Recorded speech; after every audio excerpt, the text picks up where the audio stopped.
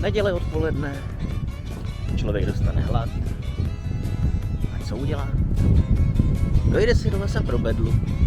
Jedna z výhod toho, že člověk žije u lesa a u luk a venku, je, že když v neděli nemáte co uvařit, stačí dojít někam, kde víte, kde to je.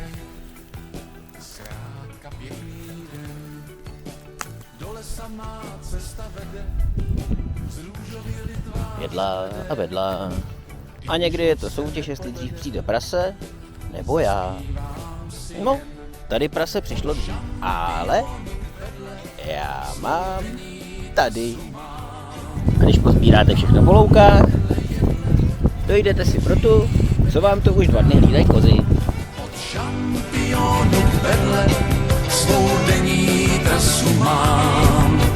Támhle vedle jedle je hřích.